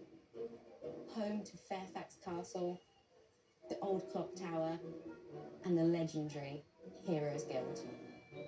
It's a huge city, full of contrasts. Rich and poor, nobles and commoners, royalty and criminals. You'll spend plenty of time here during the game, as you discover the secrets of the Heroes Guild and its reclusive guildmaster, Humphrey the Golden. In the north of Albion, you'll find mountains, craggy coastlines, spooky marshes, and the bleak, windswept city of Bloodstone. Here, you'll meet the leaders of two rival gangs, vying for power, and uncover the secrets of the sinister but extremely well-organized Cult of Shadows. Our Albion is beautiful, handcrafted, and richly detailed. In Albion, heroes are special, different. They're stronger than regular people. They're more skillful, more charismatic. More importantly, they're those rare humans who can harness and use magic in the world around them. They have the power to do what they want. And so do you. In our game, we want you to play as the hero you want to be. And that starts with being able to choose how your hero character looks. So, in Fable, you'll be able to pick from a range of different character heads and customize your clothing, hair, skin tone, tattoos, and scars, so the hero you play represents you. But as well as your appearance, you can be the hero you want to be through the way you play, through the skills and abilities you learn, and through the weapons you use. Just like the classic trilogy, heroes in our game fight with a combination of strength, skill, and will. Seamlessly blending melee and ranged weapons with magical abilities gives us style-weaving combat, allowing you to show off your personal playstyle against single opponents and large groups of enemies alike. Melee is at the heart of our close quarters combat. You'll use light and heavy combos, often knocking enemies off balance and executing stylish finishers. Swap to your ranged weapon to bypass enemy guard and deal with troublesome flying enemies. And of course, you'll be able to unleash your powerful spells to both manipulate and devastate your opponents. We're excited to be bringing back some fan-favorite adversaries for you to fight.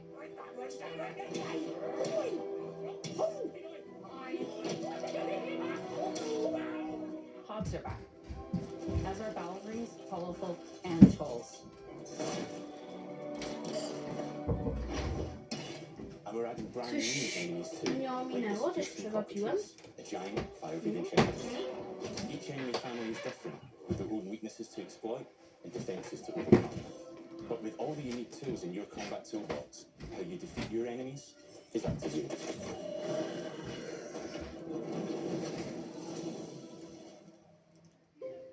The But there's more to being a hero in Albion than fighting. So much more. When we talk to people about their favorite memories of the original games, so many of their stories were about the stuff you can do when you weren't just being a hero. The normal, everyday stuff which happened when you interacted with the people of Albion. For me, what I remember most vividly are the inhabitants of Albion, and the things you can do with them, or to them. The crazy thing about the classic Fable games was that in the middle of a sprawling RPG was almost a complete other game, where you could just mess around with the villagers and townsfolk. And we built that same experience in the middle of our game too. Buying a house, getting a job, making some money. Romancing a villager, getting married, having kids. Fancy a date? Perfect. You can get to know me better. Buying another house. Buying every house in Albion. Buying every business in Albion. Getting rich. Marrying a bunch more people, having a bunch more kids, probably getting divorced along the way for good measure. And this game within a game is unique to Fable. It's systemic, interconnected, and you see the ripple effects of the things you do everywhere you go. And all of this revolves around the people who live in Albion, who we call the living population.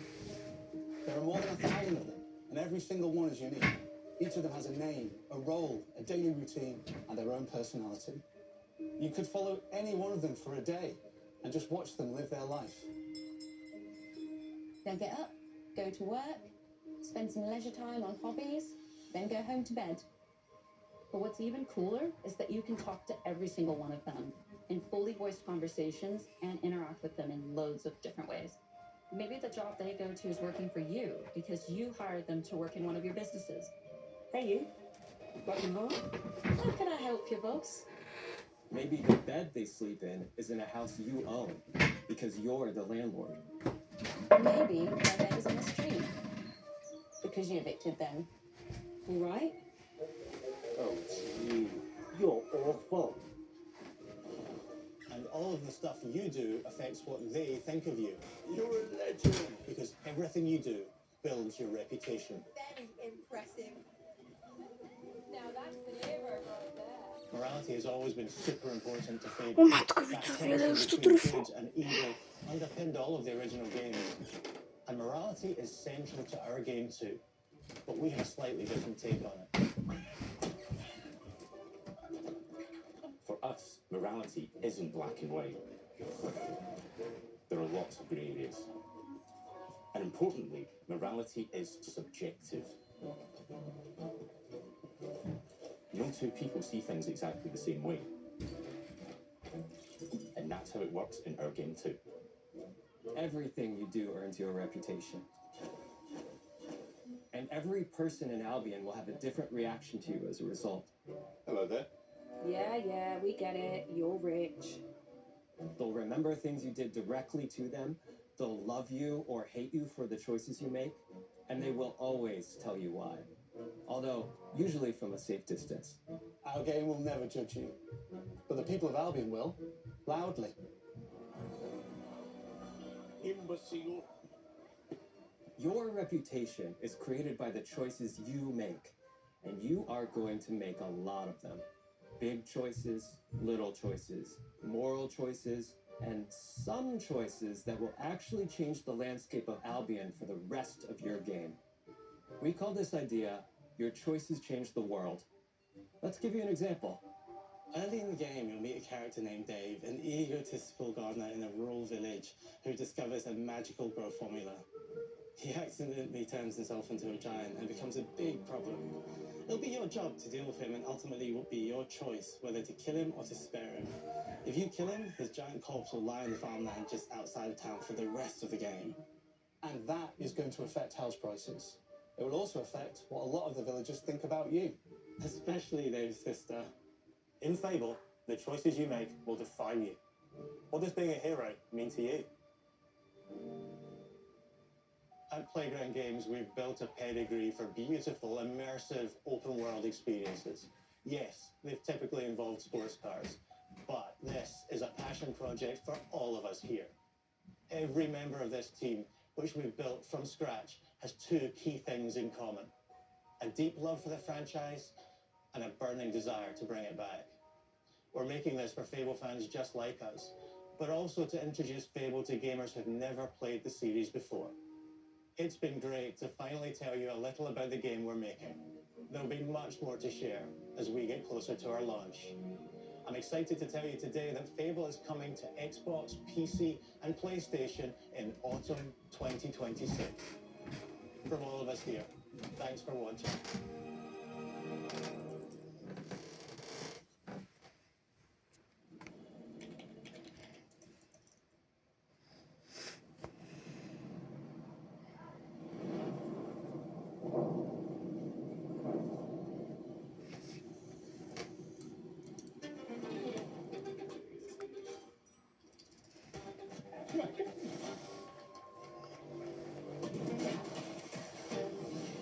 This is a multiplayer party brawler, and it's just as much about the act of trading with your friends as it is fast-paced competitive destruction. Japan's car culture is one of the reasons we've been so excited for this location. Forza Horizon 6 will feature more than 550 cars at launch. さまざまなスキルを組み合わせることで独自のプレイスタイルを作っていくことができるんです。 You can be the hero you want to be through the way you play, through the skills and abilities you learn, and through the weapons you use.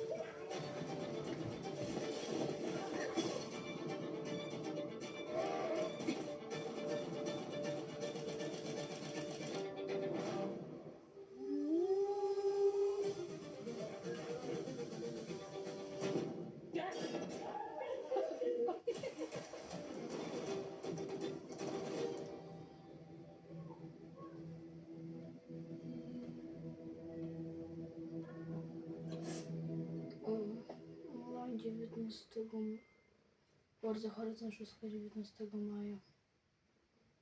What's happening, friends? Welcome to a live reactions episode of Podcast Unlocked, IGN's Xbox show. We have just watched the Xbox Developer Direct. I'm Ryan McCaffrey, joined by my friends Michael Hyam, Miranda Sanchez, and rejoining us for the first time in far too long. Good to see him, MC Fixer from the My Xbox and Me podcast. Guys, the Developer Direct, we just saw 4 games, one of which was a surprise, 3 of them we knew ahead of time. And I think we have to start with Fable.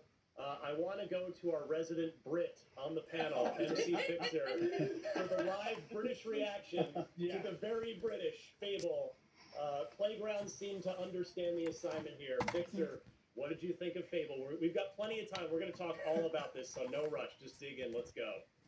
I'm honestly blown away. I think my expectations were extremely high for Fable, obviously. Trwa widzowie godzinę 37 minut i 30 sekund. Już 31, już 32, już 33, już 34, już 35, już 36, już 37. They always come down to combat, and could they get the tone of what we love as Fable right? And everything, and I mean everything that we saw today got the tone completely 100% correct.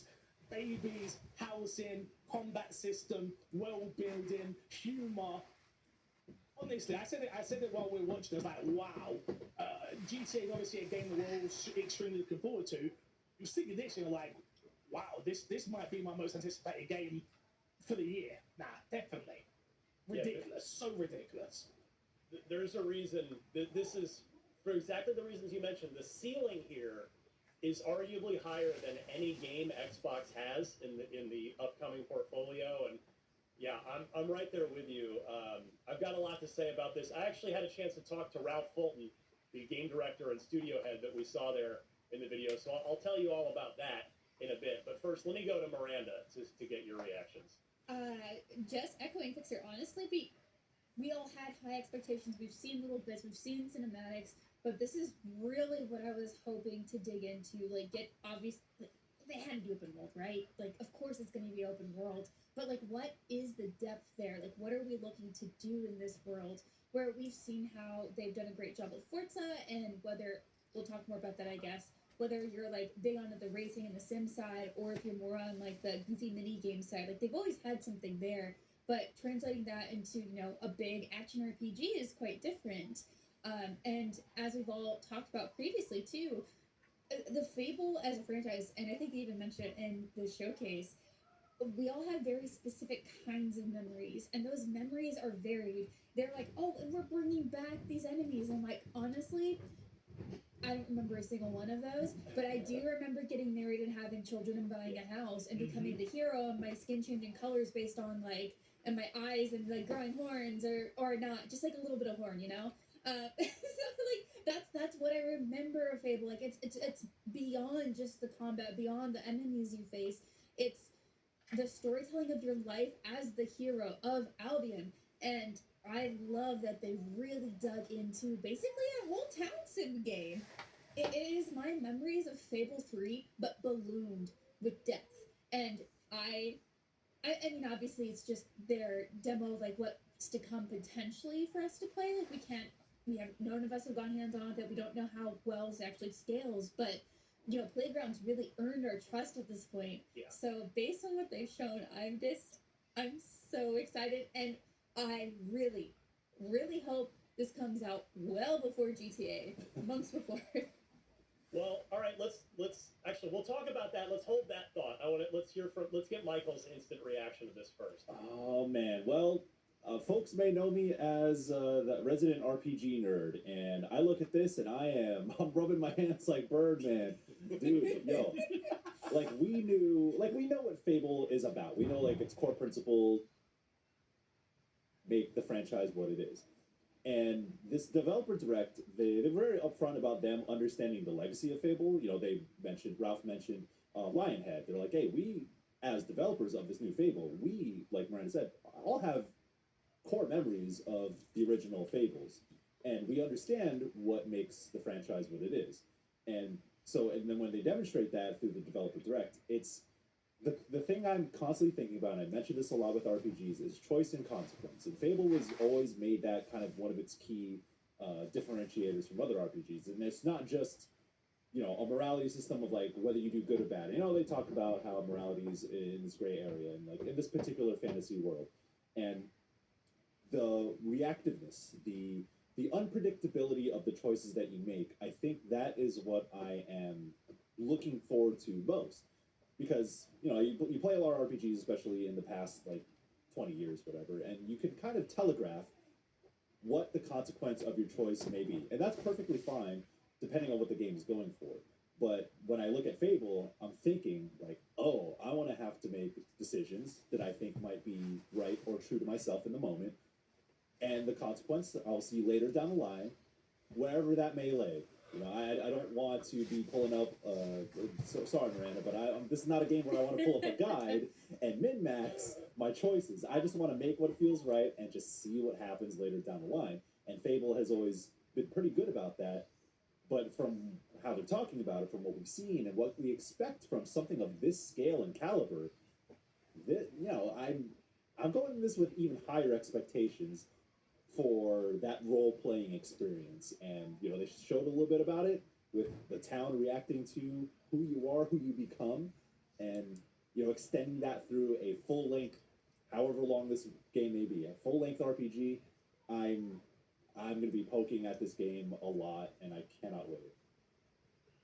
I'm so glad that you're all as over the moon about it. So like I mentioned at the top, I got to talk to Ralph Fulton about this.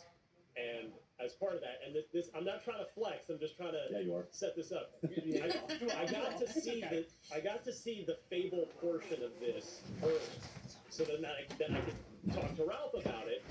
And that story is that interview is probably up on IGN right now, thanks to our news director getting that published while I'm talking to all of you on the air here. And when I saw the presentation, like you got to be professional, right? Like we've got the development. Like I'm sitting there watching it remotely with Ralph, and it's like I don't want to get too high or too low because you don't want to. You don't want to. It's like you're trying to be professional. You don't want to like fanboy out or just be like, oh my god, this looks horrible, which thankfully was not the case here at all. I came out of watching it for the first time, as you all just did, blown away. Totally blown away. I'm a massive Fable fan going back. I mean, I reviewed Fable 2 for Official Xbox Magazine. I even reviewed Fable: The Journey, the semi-crappy Kinect game that they made for Xbox. I reviewed that for IGN. You can go find that review on IGN right now. But yeah, this game, what I really came away with was that Playground Games, and Miranda, you alluded to this with the fact that they brought up Lionhead. Playground seems to understand the assignment very clearly here.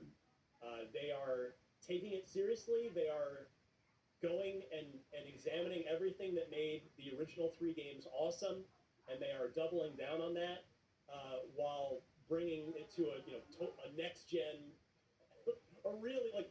Can we just stop and for a second talk about how gorgeous this game is? Like, oh yeah, Miranda, how it's almost like it's got the little bit of that almost Fable 1 or 2, like, because Fable 3 moved the timeline forward. I love the lighting, the landscape, like the rolling hills. It was just gorgeous. Yeah, I love too that they're not going necessarily for direct photorealism, even though everything does have a slant to it. Like, I mean, it's the storybook thing, right? But it's not overly done. So everything kind of just feels natural in this.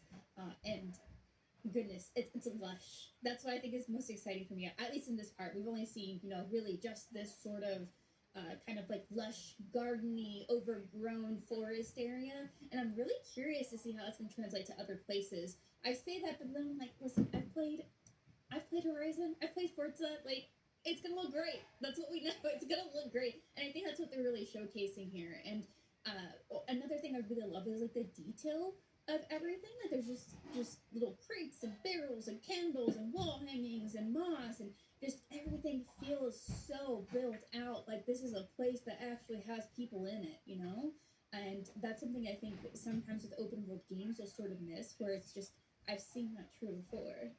But it's not because I've been here before, it's because I just saw it already, Like, which makes sense, right? You can only do so much with assets, but you can definitely see how they're leveraging their abilities to really make a deep world that feels alive, or at least looks alive, and making it there. Yeah, Michael, on that note, talk about your reaction to Matko Boska, widzowie.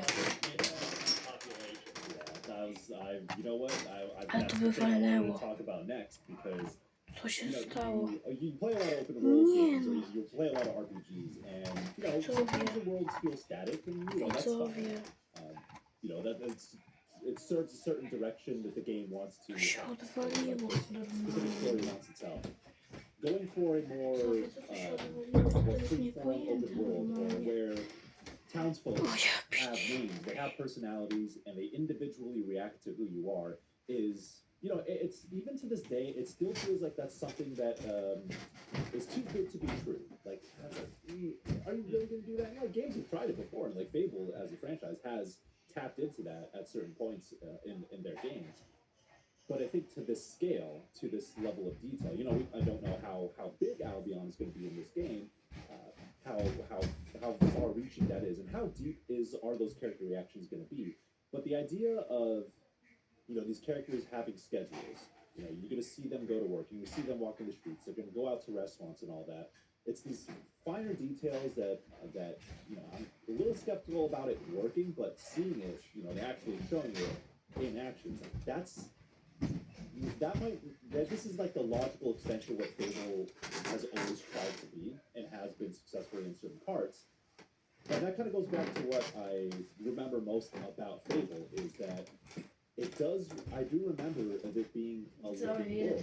Like, this is a place where, in some ways it reminds me of the Yakuza franchise, where I can jump into the game, not even do a single main quest or even side quest, just exist in that world and enjoy my couple hours that I spent in it, and realize like, oh, I didn't progress the story at all. I was just living in that world. And I'm already watching this here and like, oh, that's the kind of world that I want to live in. Something where it doesn't revolve around you. Like, your actions don't dictate every single part of it. Yes, you are the hero, you are the central character, but everyone else has lives and you can see them living that life. I am actually excited about that part more than other things. And like, I don't want to steal anyone's thunder, but an extension of that is how you influence the town, what you do with like the properties there, and how you build out that town, and all the systems that go into that are all feeding into this big loop of like, hey, Fable is going to be an actual like living world with all these NPCs, and like the idea of that in a single player game, it's always been the dream. I've had that dream fulfilled in other games before, but this feels like the most ambitious version of that. Well, I can tell you that doing what we do and just being gamers in the modern age, there's an inherent level of skepticism with some of these big claims, right? And so when I got to see this and then I got to talk to Ralph, one of my questions for him was, well, are these 1,000 NPCs procedurally generated, and he said no, they are all handcrafted. Ooh. So Wow. Okay. that Everyone is make awesome. 20 NPCs. Fixer, did you appreciate that at one point within the reputation portion that the very British term twat was used? Yes, yeah. I think it's written all over this game though. The Britishness, to be honest with you. Yeah, it really is. You can tell that it's made by the right people. I think that's the most important thing about this game and about this franchise. If we were going to get a new Fable, it had to be done in the right way. It's down to like even things like the UI and things that I'm looking at. I'm like, there's humour in that. The way certain things are popping up, tycoon, rich, You can imagine the amount of Britishness that's going to be all over this game, to be totally honest with you. Twat being one of the things, and many others, I'm sure. But yeah, I wanted to touch on like the NPCs, like we're saying. To come out and literally say we have 1,000 that you're going to be able to speak to, they have their own personalities, they have their own opinions on you, etc., etc. You don't hear many developers come out and say that. So the fact that they've come out and said it and shown a portion of it of which we've seen, and obviously you asking the right questions because you're amazing at what you do, that is what has got me most excited about this entire game. I truly went in thinking, okay, they have to now combat, they have to now combat, they have to now combat. Playground haven't made a game with combat like this before, right? That's where I was like, okay, they have to now that. And then you look at everything else and you go, wait a minute, not that the combat's not important, because clearly it is and it looks fantastic, but there is so much more to Fable that I think even I forgot because it's been such a long time since I played probably 3, 2 being my favourite of the franchise. And you look at this and you're like, okay, yeah, it has all of the things in which I remember, but in a modern way, which we're seeing here today. But yeah, I'm truly blown away by it. It's one I can't even speak properly now. Like, I'm just blown away by what we've seen. I'm blown away by what we're gonna get. And as long as they can keep that tone throughout, from start to finish, it could be a very, very, very special game. To be honest with you, I couldn't agree more. I mean, this again, as I was saying earlier, I've felt for a long time that the ceiling on this is higher than any other game in Microsoft's portfolio right now. And based on this first real showing, they are on their way towards approaching that ceiling. They've certainly, the Playground, they already had my trust, right? Because not only have they never made a bad game, they've made 5 Forza Horizons so far, and all of them have been, well, they started as 9 out of 10s, but the last 3 of them, 3, 4, and 5, are all 10 out of 10 video games. Forza Horizon 5 won IGN's 2021 Game of the Year. And so, if they can, if anybody can pull this off with Fable, it's them. And yeah, I'm so over the moon. I want to circle back to, I think it was Michael, you were bringing up the size of the world. So I did ask Ralph about that. And he did say it is an open world. You can go anywhere. You can do anything you want. But like geographically, it's not as large. He didn't like give me a square kilometer number or anything like that. But it's not as large as a Forza Horizon map. Okay. But it's more dense, as you would hope and expect, because you're not just going through it at 150 miles an hour. I will have my Nissan GTR out there in Fable. I don't expect to have that. Maybe I'll get a horse, or I could ride a chicken across there. Yeah, but I think, for open world RPGs, I want to hear dense, not bigger, and I think that is music to my ears. I think there's a balance there too, right? Like I think about some of the Ubisoft games that I've played, and just think about McMahon or other games, honestly, that are open world, and it feels like you're going through this checklist of tasks because you have to, and not necessarily because they're thoughtfully put together or enhance your story experience. But then there's others that I can think of many examples too that do fulfill that need, where like there's a visual interest of just looking around a different biome or wherever it may be and finding yourself in this new place, and then maybe a handful of activities there, and that's usually enough. Like you don't have to have everything, especially if it sounds like Albion's going to be kind of the focus as far as like town square sort of, well, I say this, but town square sort of area where you can manipulate and grow your town and get to know the NPCs. But that also sounds like it's going to be really big if there's like 1,000 NPCs. But you know, I guess it'll be spread out too. I love that.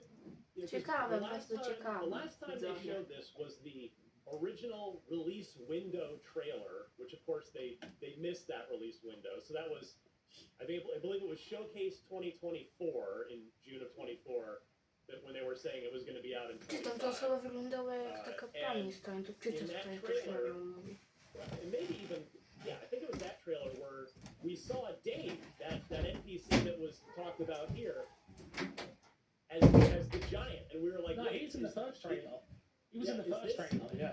Right, thank you. Yeah, it's like, oh, is this like a Jack and the Beanstalk thing? Like, and it turned out, no, that was sort of a, I'll call it maybe a little bit of clever bit of misdirection on Playground's part, just in since we didn't have the full context for it, and now we know it's a quest early in the game, and you can choose to, if you choose to kill Dave, his giant body will forever be like slumped over a hill in your game. So I got such a kick out of that.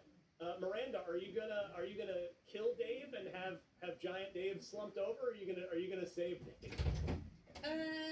We'll see how Dave is in game. Yeah. I feel like I gotta get to know like the person. Like, what's your intention? Were you just really angry? Are you just on a little power trip? Are you like good at heart? Do you deserve a second chance?